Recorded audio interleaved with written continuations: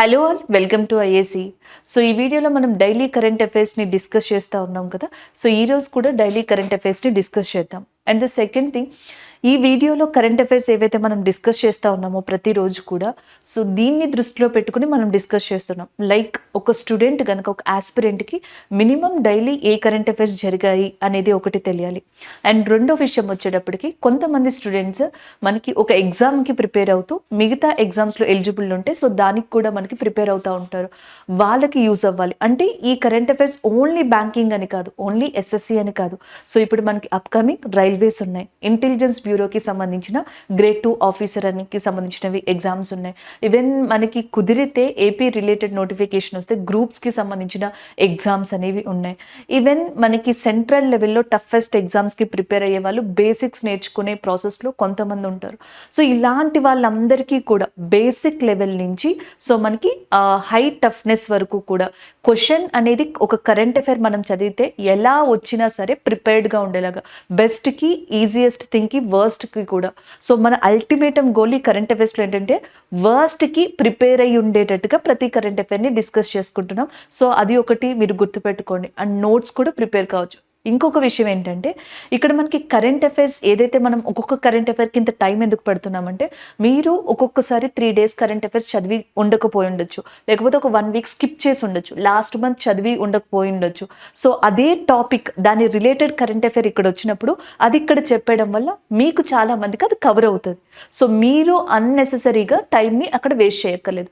వీటినన్నిటిని దృష్టిలో పెట్టుకుని సో కొన్ని కరెంట్ అఫైర్స్కి జస్ట్ చెప్పేసుకుని వెళ్ళిపోయేలా ఉంటే అలా డిస్కస్ చేద్దాం.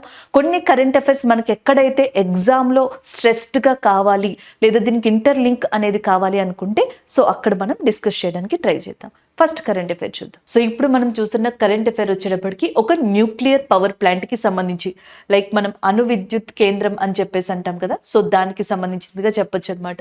ఆ అణు విద్యుత్ కేంద్రం పేరు వచ్చేటప్పటికి మనకి జైతాపుర న్యూక్లియర్ పవర్ ప్లాంట్గా ఉంది. సో ఇది న్యూస్లో ఉంది. అయితే ఇక్కడ ఈ కరెంట్ అఫైర్ అనేది 2 రకాలుగా వచ్చే ఛాన్సెస్ ఉన్నాయి. అసలు ఎందుకు ఇది న్యూస్లో ఉంది అనేది చూద్దాం. Jaitapur nuclear power plant is in news so because of BHEL, Bharat heavy electronic limited అని చెప్పేసి అంటాం అనమాట. సో ఈ BHEL ఏం చేసింది అంటే యూరప్కి సంబంధించిన ఒక కంపెనీతో, ఎలక్ట్రిసైట్ డి ఫ్రాన్స్ అనే కంపెనీతో ఒక ఒప్పందాన్ని కుదుర్చుకుంది. ఏది? ఈ జైతాపుర న్యూక్లియర్ పవర్ ప్లాంట్కి సంబంధించి. దానివల్ల ఇది న్యూస్లో ఉంది.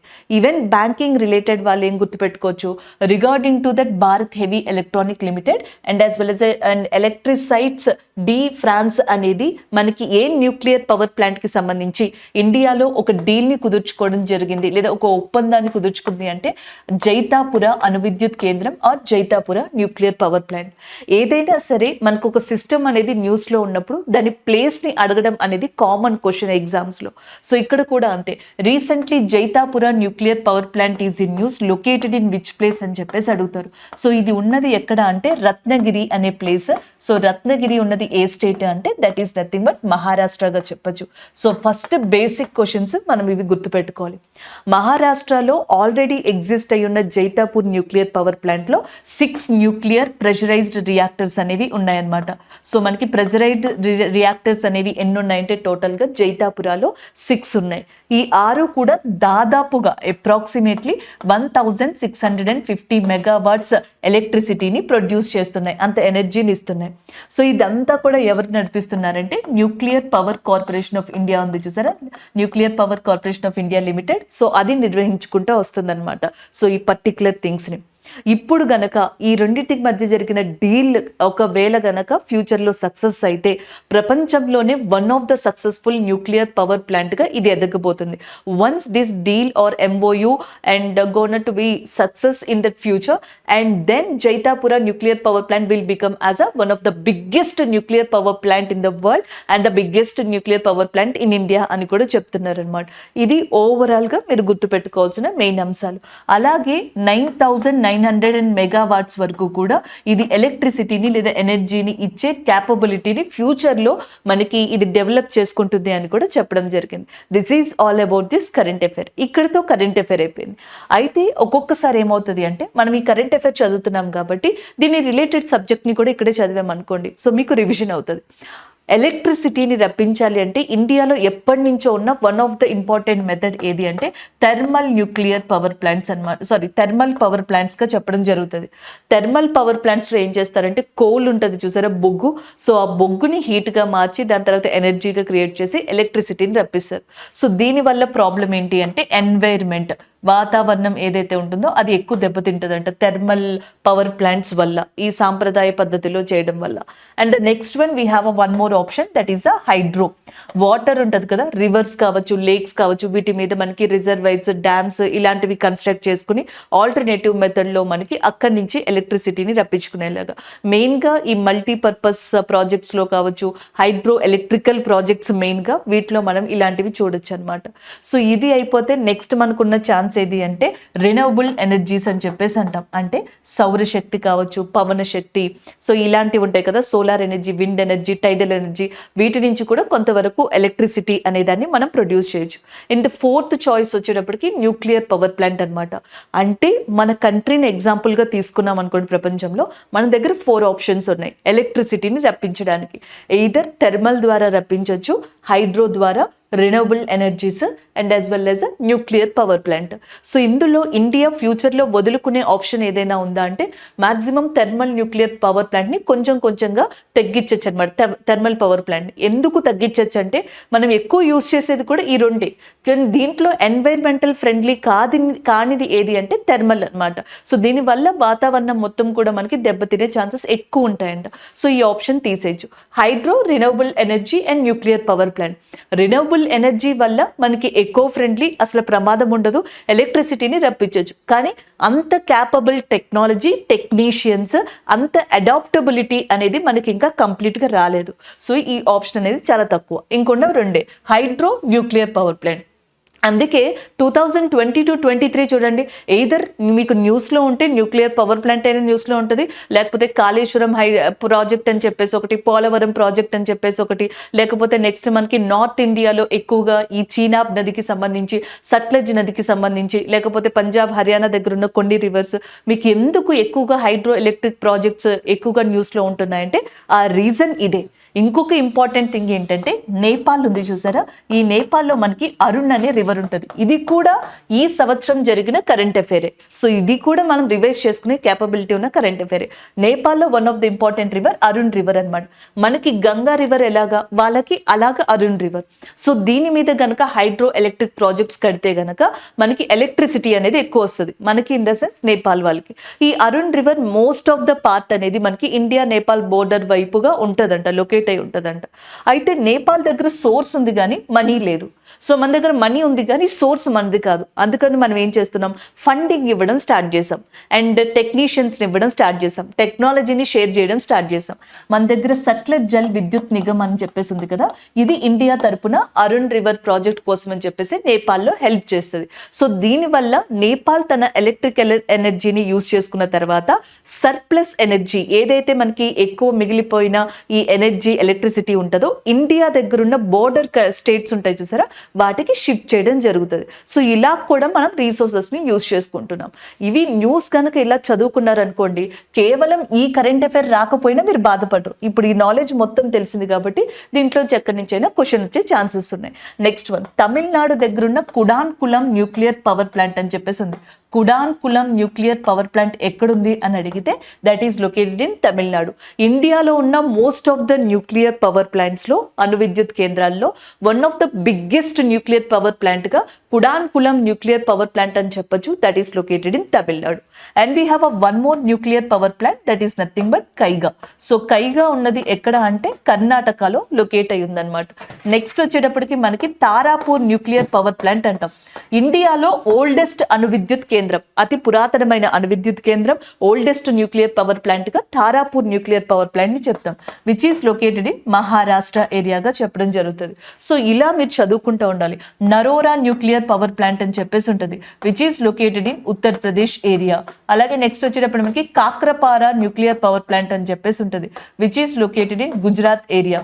గుజరాత్లోనేమో Kakrapar, Narora is in Uttar Pradesh, and Tarapur is in that Maharashtra, and Kaiga is in that Karnataka, Kudankulam is in Tamil Nadu, రావత్బట్ nuclear power plant in Rajasthan. So ఇలా మనకి న్యూక్లియర్ పవర్ ప్లాంట్స్ అనేవి ఇండియాలో అక్కడక్కడ ఉన్నాయి.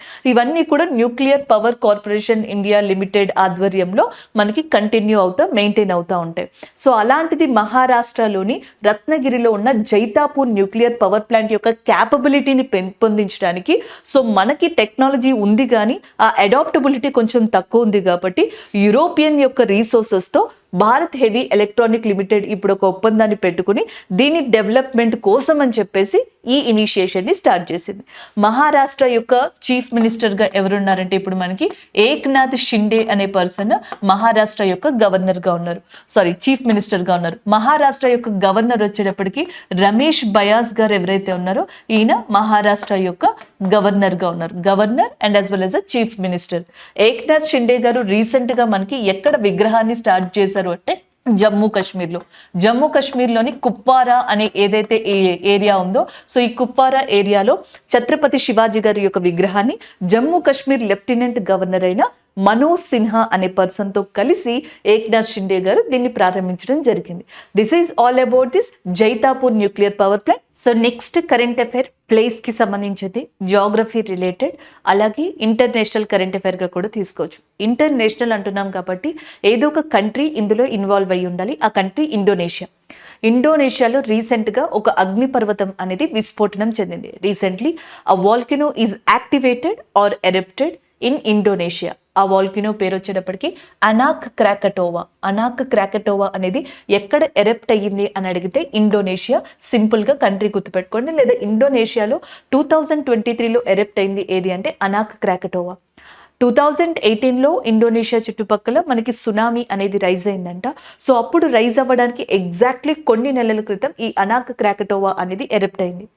ఈవెన్ 2023లో ఇది ఫస్ట్ టైం కాదు. 2023 మే మంత్లో ఒకసారి ఇది ఎరప్ట్ అయ్యింది, విస్ఫోటనం చెందింది లేదా పేలింది. మళ్ళీ రీసెంట్గా ఇప్పుడు మళ్ళీ విస్ఫోటనం చెందడం జరిగిందనమాట. ఇది ఓవరాల్గా దీనికి సంబంధించిన కరెంట్ అఫైర్. దీని లొకేషన్ ఇండోనేషియాలో ఎక్కడుందంటే సుండా జలసంధి ఏదైతే ఉందో అక్కడ ఉందన్నమాట. ఎగ్జాక్ట్గా మనకి ఎలా ఉంటుందంటే ఇది చూసుకున్నాను అనుకోండి, ఇండోనేషియా ఉంటుంది, ఇక్కడ జావా సుముత్రా ఐలాండ్స్ ఉంటాయి. ఈ మధ్యలో ఏదైతే వాటర్ ఉంటుంది చూసారా, ఈ వాటర్కి మధ్యలో ఈ రెండు ఏరియాస్ ఉన్నాయి కదా, దీనిని జలసంధి లేదా స్ట్రైట్ అంటారు. ఈ స్ట్రైట్ పేరు సుండా స్ట్రైట్. ఇండోనేషియా జావా సుముత్రాలకి మధ్యలో ఉంది. ఎగ్జాక్ట్గా ఇక్కడే మనకి ఏదైతే ఆ వాల్కనో ఉందో అనాక్ క్రాకటోవా అది ఎరప్ట్ అయిందనమాట. ఓవరాల్గా దానికి సంబంధించిన న్యూస్ ఇది. ఇండోనేషియాలో అతిపెద్ద వాల్కనోగా సెమేరు అనే వాల్కనోని చెప్పొచ్చు. మనకి 68కి పైగా వాల్కనోస్ ఉన్నాయి, 68కి పైగా అగ్నిపర్వతాలు ఉన్నాయి. అంతెందుకండి 2004లో మనకి సునామీ వచ్చింది చూసారా, ఎగ్జాక్ట్గా ఆ సునామీ వచ్చే కొన్ని రోజుల ముందర ఈ ఇండోనేషియాలో ఒక అతిపెద్ద వాల్కనో ఎరప్ట్ అయింది అంటారు, క్రాకటోవా లాంటి అగ్నిపర్వతాలు. సో ఇలాగ మనం చెప్పొచ్చు అనమాట జనరల్గా. అలాంటి అనాక్ క్రాకటోవా ఇండోనేషియాకి సంబంధించింది ఎరప్ట్ అయింది. లేదా మాకు బర్డన్గా ఉంది అంటే ఈ రెండు గుర్తుపెట్టుకోండి. And Sunda straight is very useful for RRB, SSC and as well as ఈ ఏదైతే మనకి ఐబీ లాంటి ఎగ్జామ్స్ అంటున్నామో గ్రూప్స్ వాళ్ళకి ఈ ప్లేస్ అనేది బాగా యూజ్ అవుతుంది. బ్యాంకింగ్ వాళ్ళకి సింపుల్గా ఈ రెండు గుర్తుపెట్టుకొని అయిపోతుంది. నెక్స్ట్ వన్, ఇండోనేషియాకి సంబంధించిన కొన్ని ఇంపార్టెంట్ ప్లేసెస్ 2023కి సంబంధించి న్యూస్లో ఉన్నాయి. ఒకటి వచ్చేటప్పటికి కొమాడో ఎక్సర్సైజ్ అనేది మల్టీనేషనల్ ఎక్సర్సైజ్గా చెప్పొచ్చు అనమాట. మల్టీనేషనల్ అంటే డిఫరెంట్ కంట్రీస్ పార్టిసిపేట్ చేసాయి. ఆసియా పసిఫిక్కి సంబంధించిన మిలిటరీ బలగాలు ఏవైతే ఉంటాయో దీంట్లో పార్టిసిపేట్ చేయడం జరిగింది. మనకి దీన్ని కండక్ట్ చేసింది ఇండోనేషియా. 2023లో ఆసియా పసిఫిక్ రీజన్కి సంబంధించిన ఒక మల్టీనేషనల్ ఎక్సర్సైజ్ కొమాడో అనే దాన్ని ఇండోనేషియా కండక్ట్ చేసింది. నెక్స్ట్ వన్, సబాంగ్ పోర్ట్ అనేది ఇండోనేషియాకి సంబంధించింది. న్యూస్ నేను రిపీట్ చేయట్లేదు, ఇండియాకి ఇండోనేషియాకి మధ్య కొన్ని డిస్కషన్స్ ఈ పోర్ట్ డెవలప్మెంట్కి సంబంధించి సాగాయి. Sabang port which is recently in news, located in a country, Indonesia. అంతే. నెక్స్ట్ వన్, కుపాంగ్ అనే ప్లేస్ ఇండోనేషియాకి సంబంధించింది, న్యూస్లో ఉంది. సో అక్కడ ఒక ఎక్స్పెరిమెంట్ చేశారు 2023లో, డాన్ స్కూల్ అనే దాన్ని స్టార్ట్ చేయడం అనమాట. అంటే ఎగ్జాక్ట్గా స్కూల్ అనేది మార్నింగ్ 5:30కి స్టార్ట్ చేద్దామని చెప్పేసి ఒక ఎక్స్పెరిమెంట్ స్టార్ట్ చేశారు. బట్ అది ఫెయిల్ అయింది. ఎందుకంటే 5:30కి స్టూడెంట్స్ రావాలంటే 4కి వాళ్ళు మనకి జనరల్గా లేవడం జరగాలి. దీనివల్ల హెల్త్ రిలేటెడ్ ప్రాబ్లమ్స్ రావడం జరుగుతుందంట. అందుకని అది ఎక్స్పెరిమెంటల్గా ఫెయిల్ అవుతుందని చెప్తున్నారు. బట్ స్టార్ట్ చేసింది ఇండోనేషియాలో. ఇండోనేషియా క్యాపిటల్ వచ్చేటప్పటికి జకర్తా అనమాట. బట్ ఇప్పుడు న్యూ క్యాపిటల్ వచ్చింది, కొత్త రాజధాని, దాని పేరు నుసంతారా. మరి ఏది రాయాలని అడిగితే కొత్త క్యాపిటల్ని వాళ్ళు డిక్లేర్ చేసుకున్నారు కాబట్టి ఫస్ట్ కొత్త క్యాపిటల్ని మనం ఫస్ట్ ఎప్పుడు ప్రయారిటీ ఇవ్వాలి. ఒకవేళ కనుక ఇనీషియల్గా ఏ క్యాపిటల్ ఉండేది అని అడిగితే దట్ ఈస్ అ జకర్తాగా చెప్పొచ్చు అనమాట. This is all about this volcano and as well as a news. ఇంకొక స్టాటిక్ జీకే పాయింట్ చూడండి. ఇక్కడ యాక్టివ్ వాల్కెనో గురించి మాట్లాడుతున్నాం కదా. యాక్టివ్ అంటే విస్ఫోటనం చెందడం, అంటే ప్రజెంట్ మనకి ఆ సిచ్యువేషన్ అది ఉండడం అనమాట. ఎప్పుడైతే ఫ్రీక్వెంట్గా ఎరప్ట్ అవుతా ఉన్నాయో వాటిని యాక్టివ్ వాల్కెనోస్ అంటారు. అలా ఇండియాలో మనకి క్రియాశీల అగ్నిపర్వతం యాక్టివ్ వాల్కెనో ఏది అంటే Barren, which is located in Andaman and Nicobar ఏరియాగా దీన్ని చెప్పొచ్చు అనమాట. ఇది స్టాటిక్ జీకే పాయింట్. ఇవి recent current affairs of Indonesia. Indonesia ఈ రోజు కరెంట్ అఫైర్లో ఉండడానికి కారణం అనాక్ క్రాకటోవా అనేది ఎరప్ట్ అవ్వడం. This is all about this current affair. Next one చూద్దాం. సో నెక్స్ట్ కరెంట్ అఫైర్ వచ్చేటప్పటికి మనకి భద్రా వైల్డ్ లైఫ్ శాంచురీ ఏదైతే ఉందో సో అది మనకి కరెంట్ అఫైర్స్లో ఉంది. వన్యప్రాణి సంరక్షణ కేంద్రంగా ప్రజెంట్ ఇది మనకి కర్ణాటకలో లొకేట్ అయి ఉంది. సో జనరల్గా ఈ మధ్యన అంటే 2023లో జనరల్గా చూసుకున్నట్టయితే టైగర్స్ కావచ్చు అండ్ లయన్స్ కావచ్చు, ఈవెన్ మనకి వైల్డ్ లైఫ్ శాంచురీకి సంబంధించినవి, వైల్డ్ లైఫ్ ప్రొటెక్షన్ యాక్ట్, ఇవన్నీ కూడా న్యూస్లో ఉన్నాయి. ఎన్వైర్న్మెంట్ రిలేటెడ్ కరెంట్ అఫైర్స్ ఏవైతే ఉన్నాయో ఇవి ఎక్కువగా మనకి స్ట్రెస్ చేసి డిఫరెంట్ ఎగ్జామ్స్లో అడుగుతున్నారు. బ్యాంకింగ్ అనుకోండి, సో సింపుల్గా మీరు ఈ వైల్డ్ లైఫ్ శాంచురీ కర్ణాటకలో ఉంది అని చెప్పి గుర్తుపెట్టుకోండి, ఇర్రెస్పెక్టివ్ ఆఫ్ కరెంట్ అఫైర్. ఎందుకంటే మీకు స్టాటిక్ జీకేలో ఇది బాగా యూజ్ అవుతుంది. అసలు ఎందుకు ఇది న్యూస్లోకి వచ్చింది అంటే గవర్నమెంట్ ఆఫ్ ఇండియా ఒక టార్గెట్ని పెట్టుకుంది, ప్రాజెక్ట్ లయన్ @ 2047. 2047 కల్లా భారతదేశంలో ఉన్న సింహాలు ఏవైతే ఉంటాయో వాటి యొక్క పాపులేషన్ని పెంచాలని చెప్పి. యాక్చువల్గా ఇండియాలో మనకి లయన్స్ అన్నా కానీ లేకపోతే ఏషియాటిక్ లయన్స్ అని కూడా పిలవచ్చు అనమాట. ఇవి ఎక్కువగా కనిపించేది ఎక్కడ అంటే గిర్ ఏరియాగా చెప్పచ్చు. సో ఈ గిర్ ఏరియా ఉన్నది గుజరాత్లో. సో ఇప్పుడు దీని తర్వాత ఇలాంటి సెంట్రిక్ వ్యూని, సెంట్రిక్ పాయింట్గా భద్రా వైల్డ్ లైఫ్ శాంచురీని చేయనున్నారు అతి త్వరలో. సో ఇది ఒక డెసిషన్ మాత్రమే.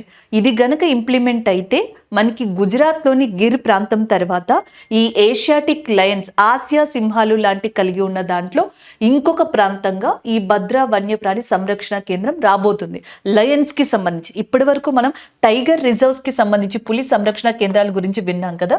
సో ఇప్పుడు టైగర్ రిజర్వ్స్ కాదు, ఏషియాటిక్ లయన్స్కి సంబంధించిందిగా చెప్పొచ్చు అనమాట. సో ఇది ప్రజెంట్ కరెంట్ అఫైర్కి సంబంధించిన ఇంపార్టెంట్ థింగ్. అయితే దీంట్లో స్టాటిక్ జీకే ఏదైతే ఉందో అది ఒకసారి ఇక్కడ చూద్దాం. మీకు ఎప్పుడైనా ఒకటి గుర్తుపెట్టుకోండి. సో జనరల్గా ఇలా చెప్పం కానీ ఇది ఒక షార్ట్ కట్ అనుకోవచ్చు, నార్మల్గా గుర్తుపెట్టుకోవడానికి అనొచ్చు. గిర్ మౌంటైన్స్ కానీ, గిర్ లయన్స్ కానీ, లేకపోతే గిర్ అనే ఏరియా అంటే ఆ వర్డ్ వస్తే మనం ఆ స్టేట్ గుజరాత్గా గుర్తుపెట్టుకోవచ్చు. ఇది ఒక ఏమంటారు ఆ థింగ్ స్టేట్మెంట్గా గుర్తుపెట్టుకోండి. అండ్ నెక్స్ట్ వచ్చేటప్పటికి రీసెంట్గా ఉన్నది ఇది కర్ణాటకకి సంబంధించిందిగా గుర్తుపెట్టుకోండి.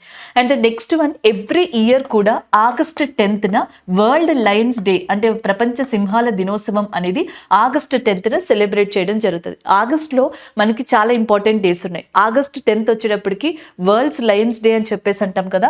ఆగస్ట్ 12th వచ్చేటప్పటికేమో మనకి ఎలిఫెంట్ డేగా చెప్పొచ్చు అనమాట. భారతదేశ వారసత్వపు జంతువు, ఇండియన్ హెరిటేజ్ యానిమల్గా ఎలిఫెంట్ చెప్పడం జరుగుతుంది. So August 12th elephant day కింద మనం గుర్తుపెట్టుకోవాలి. అలాగే ఆగస్ట్ 29th వచ్చేటప్పటికి నేషనల్ స్పోర్ట్స్ డే కింద ధ్యాన్ చంద్ గారి యొక్క హానర్గా నేషనల్ స్పోర్ట్స్ డే అనే దాన్ని ఆగస్ట్ 29th రికగ్నైజ్ చేశారు. ఇలా static GK points. Project tiger మీద క్వశ్చన్స్ని ఎక్కువగా ట్రిగర్ చేసే ఛాన్సెస్ ఉన్నాయి. ఎందుకంటే ప్రాజెక్ట్ టైగర్ వచ్చింది 1973లో, 1973లో. రీసెంట్గా ఇండియాలో సక్సెస్ఫుల్గా 50 years కంప్లీట్ చేసుకున్న ప్రాజెక్ట్ ఏది అంటే ప్రాజెక్ట్ టైగర్. 2023కి అది 50 years కంప్లీట్ చేసేసుకుందనమాట. మేబీ క్వశ్చన్స్ని అలా అడిగే ఛాన్సెస్ ఉంటాయి. ప్రాజెక్ట్ ఎలిఫెంట్ ఉంది చూసారా. సో ఇది వచ్చేటప్పటికి 1992లో స్టార్ట్ అయింది. వైల్డ్ లైఫ్ ప్రొటెక్షన్ యాక్ట్ అనేది వన్యప్రాణి సంరక్షణ చట్టం అని చెప్పేసి అంటాం. ఇది 1972లో స్టార్ట్ అయింది. సో ఎవరైతే గ్రూప్స్ లాంటి ఎగ్జామ్స్కి ప్రిపేర్ అవుతా ఉన్నారో వాళ్ళకి ఈ యాక్ట్స్ అనేవి చాలా యూజ్ అవుతాయి. ఈవెన్ మ్యాచ్ ఆఫ్ ద ఫాలోయింగ్లో అడగచ్చు, నార్మల్గా కూడా అడగచ్చు. Wild life protection act 1972, project tiger 1973 and project elephant వచ్చేటప్పటికి 1992. సో దాని తర్వాత ఇప్పుడిప్పుడే మనం ఏం చేస్తున్నామంటే ఏషియాటిక్ లయన్స్ లేదా లయన్స్కి సంబంధించిన వాటి మీద కూడా ఒక ఎయిమ్ని, గోల్ని పెట్టుకున్నాం. సో దాని ప్రకారంగానే మనం ఇప్పుడు భద్రా వైల్డ్ లైఫ్ శాంచురీ ఏదైతే ఉందో సో దాన్ని ఏషియాటిక్ లయన్స్ జోన్ కింద ఆఫ్టర్ గిర్ ఏరియా డెవలప్ చేయాలనుకుంటున్నాం. సో దానికి సంబంధించిన ఇంపార్టెంట్ కరెంట్ అఫైర్గా చెప్పొచ్చు. కర్ణాటక చీఫ్ మినిస్టర్గా సిద్ధారామయ్య గారు ఉన్నారు. అండ్ అది ఒక డిఫరెంట్ ఇంపార్టెంట్ పాయింట్గా గుర్తుపెట్టుకోండి. కర్ణాటక గవర్నర్గా తవార్ చంద్ గెహ్లాట్ గారు ఉండడం జరిగింది. This is all about this current affair. Next one Vijayawada railway station అనేది మనకి రీసెంట్ గా న్యూస్ లో ఉంది. దానికి సంబంధించిన ఇన్ఫర్మేషన్ ని తెలుసుకుందాం. సో మనకి ఇండియన్ గ్రీన్ బిల్డింగ్ కౌన్సిల్ అని చెప్పేసి ఉంది. సో దాన్ని ఐజీబీసీగా పిలుస్తాం, ఇండియన్ గ్రీన్ బిల్డింగ్ కౌన్సిల్. పేరులోనే ఒకసారి ఇక్కడ చూడండి, గ్రీన్ అని చెప్పేసి చూసారా. గ్రీన్ అనేది ఏ సబ్జెక్ట్ రిలేటెడ్ గా ఉంటుంది? ఎన్వైర్న్మెంట్ ఏదైతే ఉందో దానికి సంబంధించింది, పర్యావరణం. సో జనరల్ గా మనం ఎప్పుడైనా బిల్డింగ్స్ ని కట్టినప్పుడు ఏంటంటే చెట్లను ఎక్కువగా తీసేయడం, ఎన్వైర్న్మెంట్ ని దెబ్బతీయడం, ఇవన్నీ చేస్తూ ఉంటాం. అలా కాకుండా ఎన్వైర్న్మెంట్ తో కోఆప్ అయ్యి పర్యావరణాన్ని ఎటువంటి దెబ్బతీయకుండా, సో దానికి రిలేటెడ్ గా ఏదైతే సిస్టమ్ డెవలప్ అవుతా ఉందో, కన్స్ట్రక్షన్స్ కావచ్చు, ప్రాజెక్ట్స్ కావచ్చు, సిస్టమ్స్ కావచ్చు, ఏదైనా సరే, సో అలాంటి వాటిని అన్నిటినీ కూడా మనకి జనరల్ గా ఈ గ్రీన్ బిల్డింగ్ కౌన్సిల్లో కన్సిడర్ చేస్తూ ఉంటారనమాట. సో దాంట్లో చూసుకుంటే విజయవాడ రైల్వే స్టేషన్ ఉంది కదా, రీసెంట్ గా ప్లాటినం అవార్డుని పొందింది. సో ప్లాటినం సర్టిఫికెట్ ని పొందడం జరిగింది. విజయవాడ రైల్వే స్టేషన్ కి రీసెంట్ గా ఏ సర్టిఫికెట్ వచ్చింది అంటే ప్లాటినం సర్టిఫికెట్ అనేది రావడం జరిగింది. ఎవరిచ్చారు అంటే ఇండియన్ గ్రీన్ బిల్డింగ్ కౌన్సిల్ వాళ్ళు ఇవ్వడం జరిగింది అనమాట. 2019 వరకు దీనికి గోల్డ్ సర్టిఫికెటే వచ్చేది. దాని తర్వాత ప్లాటినం సర్టిఫికెట్ అనేది రావడం స్టార్ట్ అయింది. This is all about this current affair. Just మీకు దీనికి సంబంధించిన ఇన్ఫర్మేషన్ అడుగుతారు, అది గుర్తు పెట్టుకుంటే సరిపోతుంది, అంతకు మించి అవసరం లేదు. అండ్ ద నెక్స్ట్ వన్, ఇండియాలో బిగ్గెస్ట్ రైల్వే ప్లాట్ఫామ్, అతిపెద్ద రైల్వే ప్లాట్ఫామ్ ఏది అని అడిగితే శ్రీ సిద్ధోరోద రైల్వే స్టేషన్ గా గుర్తుపెట్టుకోవచ్చు, లేదా సిద్ధారాధ రైల్వే స్టేషన్ ఏదైతే ఉందో కర్ణాటకలోని హుబ్లీ ప్రాంతంలో ఉందన్నమాట. ఇది ఇండియాలోనే బిగ్గెస్ట్ రైల్వే ప్లాట్ఫామ్ ని కలిగి ఉంది. అలాగే బిగ్గెస్ట్ రైల్వే స్టేషన్ ఏది అంటే మనకి జనరల్ గా అది హౌరా జంక్షన్ అని చెప్పేసి అంటాం, వెస్ట్ బెంగాల్ దగ్గర ఉంది. Biggest railway station Howrah junction, west Bengal area. Biggest platform, railway platform వచ్చేటప్పటికి హుబ్లీ దగ్గర ఉన్న సిద్ధారోధ రైల్వే స్టేషన్ అనేది. సెకండ్ లాంగెస్ట్ ప్లాట్ఫామ్ యూపీలో ఉన్న గోరఖ్పూర్ సిటీగా చెప్పొచ్చు అనమాట. సో ఇలాగా. అలాగే మనకి ఫాస్టెస్ట్ ట్రైన్ ఏది అని అడిగారు అనుకోండి, అతి వేగంగా ప్రయాణించే ట్రైన్ వచ్చేటప్పటికి వందే భారత్ ట్రైన్ గా చెప్పొచ్చు. And it is also called as a train 18 గా చెప్పడం జరుగుతుంది అనమాట, ఫాస్టెస్ట్ ట్రైన్ ఇన్ ఇండియాగా. అలాగే ప్రజెంట్ మనకి రైల్వే మినిస్టర్ గా ఉన్నది ఎవరు అంటే అశ్విని వైష్ణవ్ గారు ఉన్నారు చూసారా, ఈయన రైల్వే మినిస్టర్ గా ఉండడం జరిగింది. అలాగే నెక్స్ట్ ఇంకెలాంటి క్వశ్చన్స్ ఇక్కడ నుంచి అడగొచ్చు అంటే ఫాదర్ ఆఫ్ ఇండియన్ రైల్వేస్ అని చెప్పేసి ఎవరిని పిలుస్తారు? ఆర్ఆర్బి వాళ్ళకి ఇలాంటి క్వశ్చన్స్ వచ్చే ఛాన్సెస్ ఉన్నాయి. ఫాదర్ ఆఫ్ ఇండియన్ రైల్వేస్ అని చెప్పేసి మనకి లార్డ్ డల్ హౌసీ ఎవరైతే ఉన్నారో, సో లార్డ్ డల్ హౌసీని ఫాదర్ ఆఫ్ ఇండియన్ రైల్వేస్, భారతదేశ రైల్వే పితామహుడు అని చెప్పేసి పిలుస్తారు. Indian green building council given platinum certificate to which railway station recently? Vijayawada railway station, which is located in Andhra Pradesh. So next stat information, railway minister Ashwini Vaishnaw garu, fastest train Vande Bharat, and longest platform Siddharoodha railway station in Karnataka. And the next one biggest railway station, అది మనకి Howrah junction గా చెప్పొచ్చు. ఇవి overall గా మీరు present గుర్తు పెట్టుకోవాల్సిన important points ఈ కరెంట్ అఫైర్ రిలేటెడ్ గా చెప్పొచ్చు. సో నెక్స్ట్ కరెంట్ అఫైర్ అనేది మనకి ఒక స్కీమ్ రిలేటెడ్, అది కూడా మీరు ఈ స్టేట్ రిలేటెడ్ దాంట్లో గుర్తు పెట్టుకుంటే సరిపోతుంది. ఒడిస్సా గవర్నమెంట్ ఏం చేసింది అంటే తన స్టేట్ లో ఉన్న పంచాయత్స్ ఉంటాయి చూసారా, ఆ పంచాయత్స్ ని బ్యాంకింగ్ సర్వీసెస్ కి కంప్లీట్ గా లింక్అప్ చేసింది అనమాట. సో జనరల్ గా ఏంటి, మనకి బ్యాంకింగ్ సర్వీసెస్ అనేవి ఫస్ట్ మనకి స్టార్టింగ్ లో సిటీస్ లో రావడం జరిగింది, మెయిన్ గా అర్బన్ ఏరియాస్ లో ఎక్కువ డెవలప్ అయిపోయినాయి. దాని తర్వాత నెక్స్ట్ ఇండియాలో మనకి ఆర్ఆర్బీస్ అనే ఒక కాన్సెప్ట్ స్టార్ట్ అయింది, రీజనల్ రూరల్ బ్యాంక్స్ అని చెప్పేసి, గ్రామీణ బ్యాంకులు. సో ఇట్లా మనకి ఏం చేశారు, రూరల్ ఏరియాలో కూడా బ్యాంకింగ్ సర్వీసెస్ ని స్టార్ట్ చేశారు. అలా కాకుండా సో మనకి ప్రతి విలేజ్ లో కూడా రెస్పాన్సిబిలిటీ పంచాయత్ కదా, సో ఆ పంచాయత్ ని బ్యాంకింగ్ సర్వీసెస్ కి ఇంక్లూడ్ చేయడం ద్వారా ఒడిస్సాలో ఉన్న అన్ని గ్రామాల్లో, in that Odisha whatever the villages are they, ఆ విలేజెస్ అన్నిట్లో కూడా బ్యాంకింగ్ సర్వీసెస్ ని త్రూ దట్ పంచాయత్ ద్వారా ఆర్గనైజ్ చేసేందుకు లేదా మానిటర్ చేయించుకునేందుకు మనకి మెయిన్ గా ఈ అమా బ్యాంకింగ్ స్కీమ్ అనే దాన్ని స్టార్ట్ చేయడం జరిగింది ఒడిస్సా చీఫ్ మినిస్టర్ నవీన్ పట్నాయక్ గారు. సో ప్రజెంట్ మనకి ఒడిస్సా యొక్క చీఫ్ మినిస్టర్ గా నవీన్ పట్నాయక్ గారు ఉన్నారు. ఒడిస్సా యొక్క గవర్నర్ మీకు ఆల్రెడీ తెలుసు, మనం చాలాసార్లు చెప్పుకున్నాం, రఘువర దాస్ గారు ఒడిస్సా యొక్క గవర్నర్ గా ఉన్నారు. అదే దీనికి సంబంధించిందండి. సో దీంట్లో ఏం చేస్తారంటే పంచాయత్ దగ్గర కస్టమర్ సర్వీస్ పాయింట్ అవుట్లెట్స్ ని పెడతారనమాట. సో మీకు బ్యాంకింగ్ సర్వీసెస్ ప్రాబ్లమ్స్ ఉంటే మీరు వీళ్ళని అప్రోచ్ అయితే సో దాని ద్వారా ఇంటర్లింకింగ్ ప్రాసెస్ లో ఇది కంప్లీట్ చేసుకుంటారు. ఇలాగా మనకి ఇవ్వడం జరిగింది. ఏ బ్యాంక్స్ మెయిన్ గా దీంట్లో టైఅప్ అయ్యి ఉన్నాయంటే పబ్లిక్ సెక్టర్ బ్యాంక్స్ అయిన స్టేట్ బ్యాంక్ ఆఫ్ ఇండియా, అలాగే దాని తర్వాత నెక్స్ట్ వచ్చేటప్పటికి బ్యాంక్ ఆఫ్ బరోడా ఒకటి, bank of Baroda, union bank of India అనేది ఒకటి ఉంది, పంజాబ్ నేషనల్ బ్యాంక్ అనేది ఒకటి, UCO bank, bank of India and state bank of India. టోటల్గా మనకి 6 బ్యాంక్స్, పబ్లిక్ సెక్టర్ బ్యాంక్స్ ఈ స్కీమ్తో టైఅప్ అయి ఉన్నాయి. అదే ఈ కరెంట్ అఫైర్ అనమాట. అండ్ ఆర్ఆర్బీస్ ఉన్నాయి చూసారా, father of regional rural banking, father of RRBs గా ఎంఎస్ స్వామినాథన్ గారిని పిలవడం జరుగుతుంది. ఎంఎస్ స్వామినాథన్ గారు ఈ ఇయర్లో చనిపోయారు. Father of green revolution in India, హరిత విప్లవ పితామహుడు భారతదేశంలో మనకి ఎంఎస్ స్వామినాథన్ గారుగా చెప్తారు. ఆయన ఫాదర్ ఆఫ్ ఆర్ఆర్బీస్ గా కూడా పిలువబడతారు. సో ఇది ఒక పాయింట్, జీకే పాయింట్ గుర్తుపెట్టుకోవచ్చు. ఎస్బీఐకి బ్రాండ్ అంబాసిడర్ గా ఇటీవల అపాయింట్ అయిన పర్సన్ ఎవరు అంటే ఎంఎస్ ధోని గారు. ఇది రిపీటెడ్ కరెంట్ అఫైర్ గా దీన్ని ఒకసారి మీరు రివిజన్ చేసుకోవచ్చు. అలాగే పంచాయత్ డే అనేది ఎప్పుడు ఇండియాలో సెలబ్రేట్ చేసుకుంటారు అంటే ఏప్రిల్ 24న పంచాయత్ డే అనేది ఉంటుంది.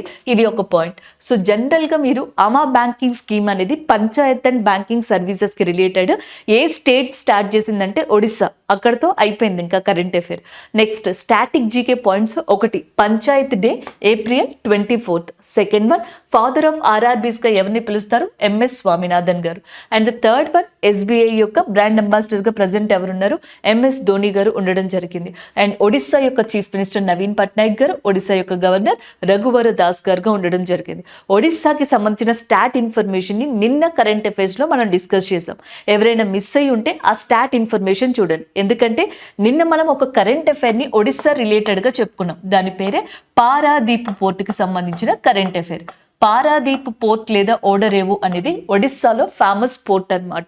సో ఇక్కడ రీసెంట్గా బోయితా బాందన అనే ఒక జాతర జరిగింది. దీన్నే బాలి జాతర అని కూడా అంటాం. దీనికి president of India Droupadi Murmu గారు అటెండ్ కావడం జరిగింది. సో అప్పుడు చాలా ఇన్ఫర్మేషన్ ఒడిస్సా రిలేటెడ్ మనం కవర్ చేసాం. ఎవరైనా మిస్ అయ్యి ఉంటే ఒకసారి ఆ కరెంట్ అఫైర్ని నిన్న కరెంట్ అఫైర్ వీడియోలో ఉంది, క్రాస్ చెక్ చేసుకోండి. This is all about this current affair. So next current affair స్పోర్ట్స్కి సంబంధించిందిగా చెప్పొచ్చు అనమాట. ఉషు ఛాంపియన్షిప్ వరల్డ్కి సంబంధించి మనకి రీసెంట్గా టెక్సాస్ యుఎస్ఏలో జరిగింది. ఆ related current affair 16th edition of wushu championship, world wushu championship Texas యుఎస్ఏలో జరిగింది. సో దీంట్లో డిఫరెంట్ కేటగిరీస్లో ఈ వెయిట్స్ డిఫరెంట్ కేటగిరీస్ ఉంటాయి. 48 kgs, 50 kgs, 60 kgs, ఇట్లా 60 kgs విభాగం ఉంటుంది చూసారా. దీంట్లో ఇండియాకి సంబంధించిన రోషిబినా దేవి అనే పర్సన్ మనకి గోల్డ్ మెడల్ని సాధించడం జరిగింది. దానికి సంబంధించిన కరెంట్ అఫైర్గా దీన్ని చెప్పొచ్చు. వియత్నాంకి సంబంధించిన తీతు అండ్ నగుయిన్ అనే పర్సన్ ఎవరైతే ఉన్నారో తీతు నగుయిన్ని డిఫీట్ చేసి ఈమె ఆ మెడల్ని గెలుచుకున్నారు. దానికి సంబంధించిన కరెంట్ అఫైర్ ఇది. అయితే 48 kgs కేటగిరీలో అండ్ మెన్ అండ్ విమెన్ విభాగంలో ఇండియాకి సంబంధించి ఇద్దరికి బ్రాంజ్ మెడల్స్ వచ్చాయి, కాంస్య పథకాలు. విమెన్కి వచ్చేటప్పటికి చవి అనే పర్సన్కి రావడం జరిగింది. మెన్కి వచ్చేటప్పటికి కుశల్ కుమార్. సో మనకి పురుషుల విభాగంలో కుశల్ కుమార్ గారికి 48 kgs విభాగంలో కాంస్య పథకం బ్రాంజ్ మెడల్ వచ్చింది. చవి గారికి సేమ్ కేటగిరీలో బ్రాంజ్ మెడల్ అనేది అండ్ విమెన్స్ విభాగంలో రావడం జరిగింది. ఇది కాకుండా 60 kgs విభాగంలో ఏదైతే టెక్సాస్లో ఉషు ఛాంపియన్షిప్ జరిగిందో సో దాంట్లో రోషిబినా దేవి గారికి గోల్డ్ మెడల్ అనేది రావడం జరిగింది. ఓవరాల్గా చూసుకుంటే చైనా, వియత్నాం, మకావో, హాంకాంగ్ అనేవి మనకి టాప్ పొజిషన్లో నిల్చున్నాయి. నెక్స్ట్ 2025లో బ్రెజిల్ లోని క్యాపిటల్ అయిన బ్రెసిలియా ఉంది చూసారా, అక్కడ 17th edition of world wushu championship అనేది జరగనుంది. This is all about this current affair. ఈ సంవత్సరం జరిగిన ప్రపంచ ఉషు ఛాంపియన్షిప్ అనేది ఎన్నోవ ఎడిషన్, 16th. ఎక్కడ జరిగింది, టెక్సాస్ అండ్ యుఎస్ఏ. సో దీంట్లో ఇండియన్ విమెన్నా మెన్నా మనకి గోల్డ్ మెడల్ సాధించారు అంటే 60 kgs కేటగిరీలో రోషిబినా దేవి. ఎవరిని మనకి డిఫీట్ చేశారంటే వియత్నాంకి సంబంధించిన తీతు ఎవరైతే ఉన్నారో ఈమెని ఓడించడం జరిగింది. అలాగే మిగిలిన ఇన్ఫర్మేషన్. సో టాప్ కంట్రీస్ ఏవి ఇందులో మనకి మెడల్స్ ని సాధించడంలో అంటే చైనా, వియత్నాం, మకావో, హాంకాంగ్ చెప్పొచ్చు అనమాట. This is all about this current affair. Next one చూద్దాం. సో నెక్స్ట్ వన్ ఒక ఎంఓఏకి సంబంధించి ఇది 1-liner కరెంట్ అఫైర్ గా మీరు గుర్తు పెట్టుకుంటే సరిపోతుంది. భారత్ బయోటెక్ ఉంది చూసారా, ఇది యూనివర్సిటీ ఆఫ్ సిడ్నీ ఆస్ట్రేలియాకి సంబంధించిన యూనివర్సిటీ ఆఫ్ సిడ్నీతో మనకి ఒక ఒప్పందాన్ని కుదుర్చుకుంది. సో దానికి సంబంధించిన కరెంట్ అఫైర్గా చెప్పొచ్చు. సో ఎవరెవరు ఒప్పందం కుదుర్చుకున్నారు, Bharat Biotech and university of Sydney. Bharat Biotech అంటేనే మనకి వెంటనే గుర్తొచ్చేది వ్యాక్సిన్స్, ఎందుకంటే అండ్ వరల్డ్లోనే పాపులర్ అయిన కోవాక్సిన్ అనే దాన్ని మనకి తీసుకొచ్చింది ఈ భారత్ బయోటెక్ గానే చెప్పొచ్చు. అలాంటి భారత్ బయోటెక్ వ్యాక్సిన్ రీసెర్చ్ మనకి ప్రపంచంలో ఏవైతే సివియర్ డిసీజెస్ ఉన్నాయో, సో ఆ ప్రమాదకరమైన వ్యాధులన్నిటికీ కూడా వ్యాక్సిన్ ని కనిపెట్టడానికి కావాల్సిన పరిశోధన, వ్యాక్సిన్ రీసెర్చ్ అనే దానికోసం అని చెప్పేసి ఈ రొట్టు ఒప్పందాన్ని కుదుర్చుకునే. That is a current affair. Current affair అయిపోయింది. ఇంకా భారత్ బయోటెక్ ఏ యూనివర్సిటీతో రీసెంట్ గా మనకి ఎంఓయుని కుదుర్చుకుంది, అగ్రిమెంట్ ని కుదుర్చుకుంది, Sydney university or university of Sydney for the purpose of vaccine research, లేదా university of Sydney vaccine research కోసం ఇండియాలో ఏ ఫార్మా సంస్థతోటి ఒప్పందాన్ని కుదుర్చుకుంది, భారత్ బయోటెక్. ఇట్లా మనకి వైస్ వర్సాగా క్వశ్చన్స్ వస్తాయి. ఇంకా మీకు అడిషనల్ ఇన్ఫర్మేషన్ కావాలంటే కొంత ఇన్ఫర్మేషన్ చూడండి. సిడ్నీ అంటున్నాం కాబట్టి ఆస్ట్రేలియా గురించి మాట్లాడదాం. రీసెంట్ గా ఆస్ట్రేలియా ఇండియా కలిసి ఆస్ట్రో హింద్ ఎక్సర్సైజ్ అనే దాన్ని ఆస్ట్రేలియాలోని పర్త్ అనే ప్రదేశంలో కండక్ట్ చేయడం జరిగింది. దాన్ని మనం డిస్కస్ చేసాం. ఇది సెకండ్ ఎడిషన్. ఫస్ట్ ఎడిషన్ 2022లో స్టార్ట్ అయింది, ఇండియాలోనే స్టార్ట్ అయింది, రాజస్థాన్లోని. అండ్ ఇప్పుడు సెకండ్ ఎడిషన్ పర్త్లో జరిగింది. దాని గురించి మనం ఇదివరకే డిస్కస్ చేసాం. ఆస్ట్రేలియా యొక్క మెయిన్ పర్సన్ గా మనకి ఆంటోనీ ఆల్బనీసీ అనే person, Australia prime minister. So ఈయన ఉన్నారు. అండ్ న్యూజిలాండ్ ప్రైమ్ మినిస్టర్ గురించి కూడా మనం చెప్పుకున్నాం. The new prime minister of New Zealand Christopher Luxon గురించి మనం ఆల్రెడీ డిస్కస్ చేసుకోవడం జరిగింది. ఇక్కడ నేను రిపీట్ చేస్తున్నాను. ఇకపోతే డిసీజ్ గురించి మాట్లాడుతున్నాం కదా. సో ఇలా హెల్త్ డిసీజ్ వచ్చినప్పుడు ప్రపంచ ఆరోగ్య సంస్థని ఒకసారి రివైజ్ చేయడం better. World health organization headquarters జెనీవాలో ఉంటుంది. వరల్డ్ హెల్త్ డే అనేది April 7th రికగ్నైజ్ చేయబడింది.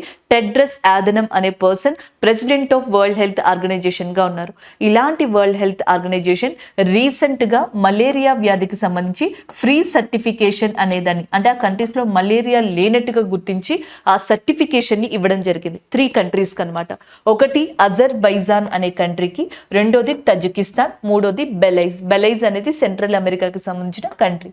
సో ఈ 3 కంట్రీస్ కి కూడా వరల్డ్ హెల్త్ ఆర్గనైజేషన్ రీసెంట్ గా ఇలాంటి ఒక స్టాటస్ ని, ఒక గుర్తింపుని ఇవ్వడం జరిగింది. సో మీరు సింపుల్ గా ఇది అయిపోతుంది కాబట్టి కొంచెం టైం ఉంటుంది కాబట్టి ఇవి రివైజ్ చేసుకున్నారు అనుకోండి. సో ఓవరాల్ గా ఇక్కడ కొన్ని కరెంట్ అఫైర్స్ కవర్ అవుతాయి. This is all about this current affair. Next one చూద్దాం. So next current affair science and tech కి సంబంధించిందిగా చెప్పొచ్చు. ఇక్కడ చూడండి, అగ్నికుల్ కాస్మోస్ కి సంబంధించిన కరెంట్ అఫైర్. ఫస్ట్ టైం ఇండియాలో 3D ప్రింటెడ్ ఇంజన్ ని టెస్ట్ చేయబోతుంది అగ్నికుల్ కాస్మోసిస్. సో దానికి సంబంధించిందిగా చెప్పొచ్చు. ఇండియాలో ఫస్ట్ మనకి 3D ప్రింటెడ్ రాకెట్ ని ఇంట్రడ్యూస్ చేసింది ఎవరు అంటే Skyroot aerospace agency, Hyderabad కి సంబంధించిన స్కై రూట్ ఏరోస్పేస్ ఏజెన్సీ ఏదైతే ఉందో 2022లో 2022లో మనకి విక్రమ్ ఎస్ అనే ఒక 3D ప్రింటెడ్ రాకెట్ ని ఇంట్రడ్యూస్ చేసింది. సో ఇప్పుడు వచ్చేటప్పటికి 3D ప్రింటెడ్ ఇంజన్ అగ్నికుల్ కాస్మోసిస్ వాళ్ళు ఫస్ట్ టైం దీనిని ఇంట్రడ్యూస్ చేయనున్నారు. దాని పేరు అగ్నిలెట్ గా చెప్తున్నారు. అగ్నిలెట్ అనేది 3D ప్రింటెడ్ ఇంజన్ గా చెప్పొచ్చు. అగ్నికుల్ కాస్మోసిస్ ఏదైతే ఉందో సో అది మనకి దీన్ని ఇంట్రడ్యూస్ చేస్తుంది అనమాట. ఇది వచ్చేటప్పటికి మనకి ఐఐటి మద్రాస్ ఉంది చూసారా, ఆ క్యాంపస్ లో దీన్ని ఏర్పాటు చేశారనమాట. నేషనల్ ఏరోస్పేస్ ఏజెన్సీ ఏదైతే ఉందో సో దాని యొక్క యూనిట్ గానే ఈ అగ్నికుల్ కాస్మోసిస్ అనే దాన్ని కూడా చెప్పొచ్చు. సో ఇది మనకి చెన్నైలోని ఐఐటి మద్రాస్ క్యాంపస్ దగ్గర ఉంది. సో ప్రజెంట్ ఇది న్యూస్ లో ఉండడానికి కారణం 3D ప్రింటెడ్ ఇంజన్ ఏదైతే ఉంటుందో అగ్నిలెట్ అనేది, సో దాన్ని మనకి ఇది టెస్ట్ చేయబోతుంది, దానికి సంబంధించింది. అలాగే నెక్స్ట్ వచ్చేటప్పటికి అతి త్వరలో రాకెట్ ఫ్యాక్టరీ 1 అనే దాన్ని కూడా దాని ప్లేస్ లో, అంటే మనకి చెన్నైలోని ఈ క్యాంపస్ దగ్గరలోనే రాకెట్ ఫ్యాక్టరీ 1 అనే దాన్ని కూడా స్టార్ట్ చేయబోతుంది. సో దానికి సంబంధించింది. అగ్నికుల కాస్మోసిస్ యొక్క సిఇఓగా శ్రీనాథ్ రవి చంద్రన్ అనే పర్సన్ ఉన్నారు. సో శ్రీనాథ్ రవి చాంత్రాన్ అనే పర్సన్ ఎవరైతే ఉన్నారో సో సిఇఓగా ప్రెసెంట్ ఉన్నారనమాట. ఇది ఇక్కడ కరెంట్ అఫైర్. అయితే దీనికి కొన్ని రోజుల ముందర మనం ఒక కరెంట్ అఫైర్ని డిస్కస్ చేసాం. సో అది వచ్చేటప్పటికి ఏంటి అంటే 3D ప్రింటెడ్ టెంపుల్ అనమాట. మొట్టమొదటిగా ప్రపంచంలోనే, నాట్ ఓన్లీ ఇండియా, వరల్డ్లోనే ఫస్ట్ టైం ఒక 3D ప్రింటెడ్ టెంపుల్ని తెలంగాణలోని సిద్దిపేట ప్రాంతం ఏదైతే ఉందో ఆ ప్రాంతంలో ఒక చోట స్టార్ట్ చేస్తున్నారని. సో మనకి లార్డ్ వినాయక, శివ అండ్ పార్వతీలకు సంబంధించిన ఇమేజెస్ ఏవైతే ఉంటాయో మనకి లోటస్ షేప్లో కావచ్చు, మోదక షేప్లో కావచ్చు, సో ఇలాంటి షేప్స్తో ఫస్ట్ టైం ఒక 3D ప్రింటెడ్ స్కూల్ ఏదైతే ఉందో దాన్ని ఏర్పాటు చేస్తున్నారని మనం చెప్పుకున్నాం. సో ఈ 3D ప్రింటెడ్ స్కూల్తో పాటుగా 3D ప్రింటెడ్ పోస్ట్ ఆఫీస్ గురించి కూడా మనం చెప్పుకున్నాం. బెంగళూరు, ఐ థింక్ సో, నేను అది కూడా మీకు అక్కడ మెన్షన్ చేశాను. ఫస్ట్ టైం ప్రపంచంలో 3D ప్రింటెడ్ పోస్ట్ ఆఫీస్ ని ఇంట్రడ్యూస్ చేస్తున్నారండి. సో అది కూడా ఇండియాలోనే, అది కూడా బెంగళూరు దగ్గర అని చెప్పేసి మనం డిస్కస్ చేసాం. దాని తర్వాత 3D ప్రింటెడ్ టెంపుల్ అనేది సిద్దిపేట ఏరియా దగ్గరలో దాన్ని స్టార్ట్ చేస్తున్నారు అని దాన్ని కూడా డిస్కస్ చేసాం. సో ఇప్పుడు వచ్చేటప్పటికి 3D ప్రింటెడ్ ఇంజిన్ అనమాట. సో దీన్ని ఎక్కడ స్టార్ట్ చేస్తున్నారు అంటే అగ్నికుల వాళ్ళు దీనిని త్వరలో స్టార్ట్ చేయబోతున్నారు. That is all about this current affair. Static GK విషయానికి వచ్చారా లేదా ప్రజెంట్ ఇన్ఫర్మేషన్ విషయానికి వస్తే ఇస్రో చైర్మన్, DRDO వాళ్ళు ఇలాంటి వాళ్ళు తెలుసుకోవాలి. ఇస్రో యొక్క ప్రజెంట్ చైర్మన్ గా మనకు ఉన్నది సోమనాథన్ గారు. సో సోమనాథన్ గారు ఎవరైతే ఉన్నారో ఆయన ఇస్రో యొక్క చైర్మన్ గా ఉన్నారనమాట. సో అలాగే father of Indian space programme గా ఎవరిని చెప్తాము అంటే విక్రమ్ సారాభాయ్ గారు ఉన్నారు చూసారా. సో విక్రమ్ సారాభాయ్ గారిని father of Indian space programme గా చెప్పడం జరుగుతుంది. So this is all about Agnikul related current affair. So next one వచ్చేటప్పటికి ఇంటర్నేషనల్ ఫిలిం ఫెస్టివల్ ఆఫ్ ఇండియాకి సంబంధించిన ఈవెంట్స్ జరుగుతున్నాయి కదా. సో దాంట్లో ఇంకొన్ని అవార్డ్స్ ని ప్రకటించారు. అవి ఏంటి అనేది చూద్దాం.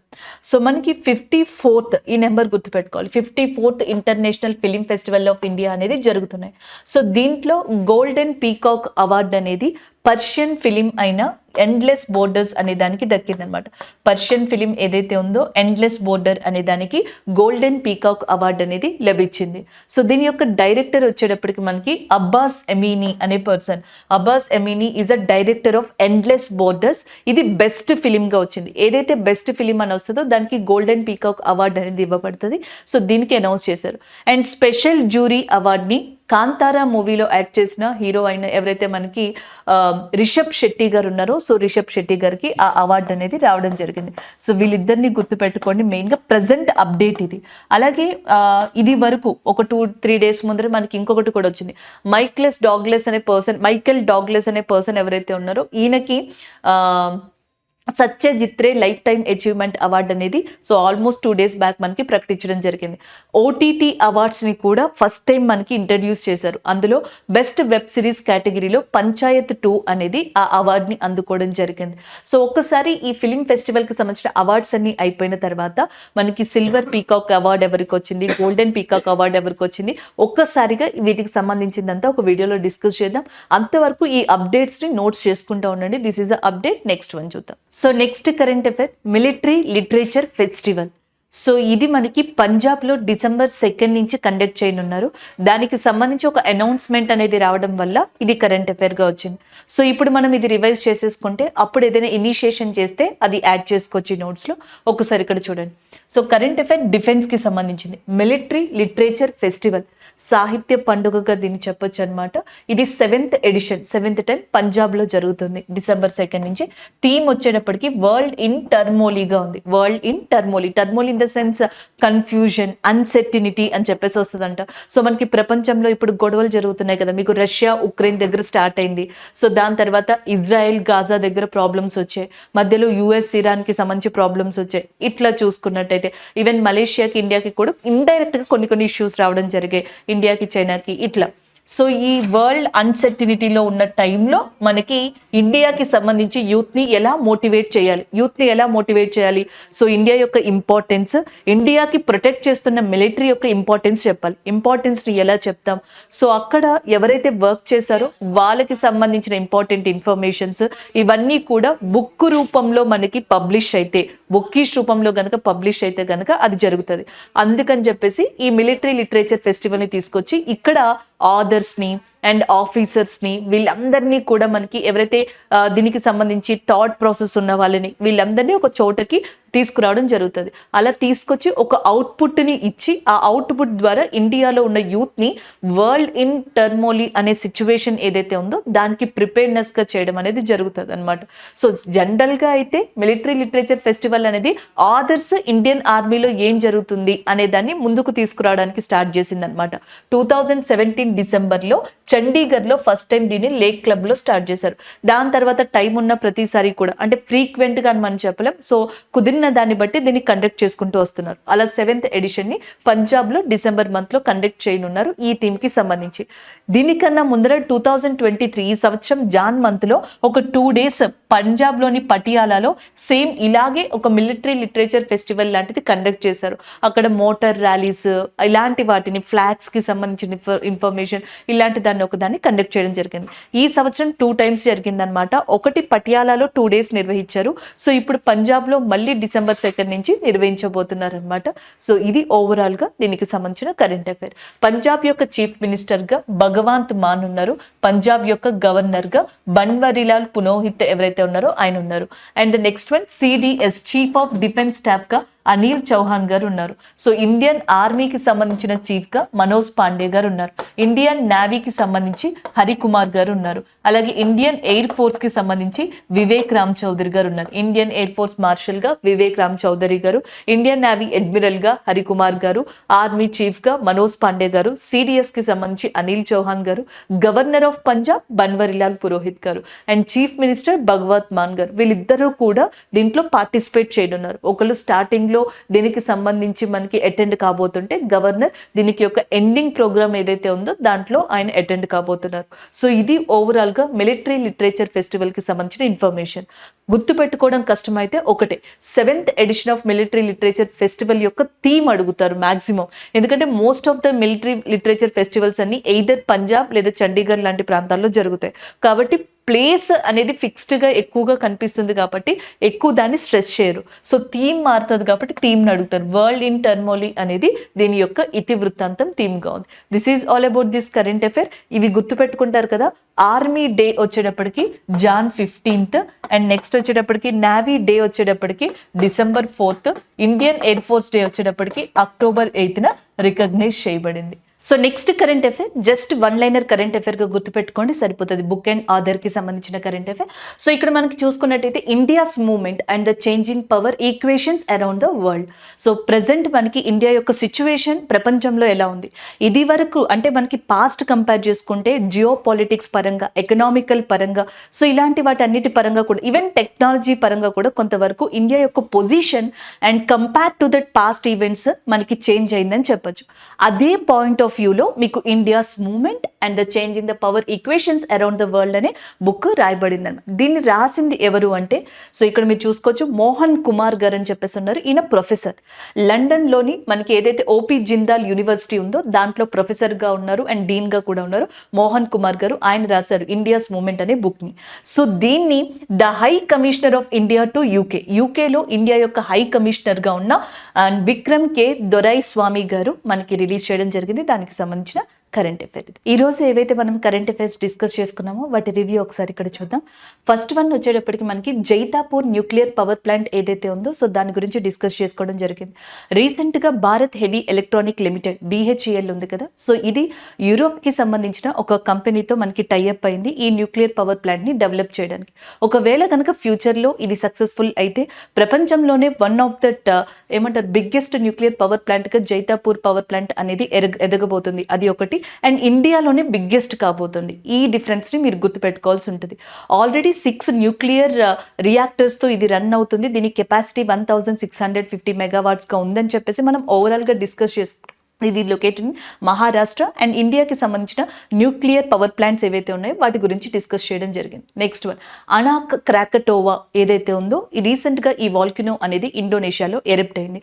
సో ఇలా ఎరప్ట్ అవడం అనేది 2023లో సెకండ్ టైంగా చెప్తున్నారు. ఎందుకంటే 2023 మేలో ఇదే వాల్కనో మనకి కరెంట్ అఫైర్స్లో కనిపించడం జరిగింది. అప్పుడు కూడా ఇది ఎరప్ట్ అవడం జరిగింది. 2018లో ఇండోనేషియాలో సడన్గా మనకి సునామీ అనేది రావడం అండ్ 1000 ఆఫ్ పీపుల్ చనిపోవడం, lakhs ఆఫ్ పీపుల్ ఎఫెక్ట్ అవ్వడం అనేది జరిగింది.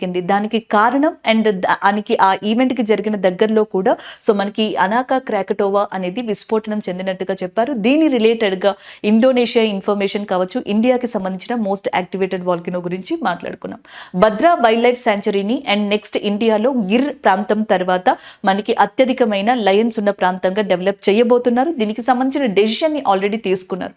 ఈ వైల్డ్ లైఫ్ శాంచురీ కర్ణాటకలో 1979లో స్టార్ట్ అయింది అండ్ అప్పట్లో మనకి స్టార్టింగ్ టైంలో 674 లైన్స్ ఉంటే ఇప్పుడు అవి 538 నియర్గా సో ఈ ఏదైతే నెంబర్ ఉందో సో ఈ నెంబర్ని మెయింటైన్ చేస్తున్నాయి. ఇక మీదట ఆ నెంబర్ డిక్లైన్ అవ్వకుండా ఉండేలాగా ఇండియాలోనే సెకండ్ ప్లేస్ గిర్ తర్వాత ఏషియాటిక్ లైన్స్కి సంబంధించి ఉండేలాగా దీన్ని డెవలప్ చేస్తున్నారు.